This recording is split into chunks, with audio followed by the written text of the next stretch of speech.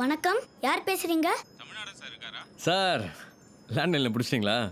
Doctor இன்னைக்கு evening appointment கிடைக்குமா? Sir இன்னைக்கு சண்டே, ஒன்லி ஃபேமிலி டைமு. எல்லோரும் சேர்ந்து ஃப்ரெண்டு வீட்டுக்கு வேறு போகிறோம்.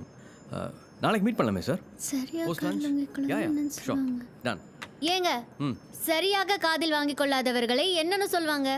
ஐயோ தெய்வமே தெய்வமே, இந்த சண்டே வந்தாலே மாமா, போச்சு. சரியாக காதில் வாங்கிக் கொள்ளாதவர்களை இப்படி கேலியாகவும் அழைப்பார்கள். அது என்ன? இது கூட தெரியாதா? டமாரம். ஆ, உன் வாயிலேருந்தே வரணும் தான் நான் எதிர்பார்த்தேன். ஏய் மாமா, லஞ்ச் என்ன ஸ்பெஷலு? ஏய் வெண்பாக்கு மட்டன் பிடிக்காதே, ஃபிஷ் ஃப்ரை பண்ணிடுங்க. மீன் குழம்புல வந்து புளி அதிகமாக இருக்கட்டும், நாட்டு பூண்டு சேர்த்துக்குங்க. ரசத்தில் மிளகு தூக்கலாக இருக்கட்டும். அப்புறம் இந்த தயிர்லாம் வேண்டாம்.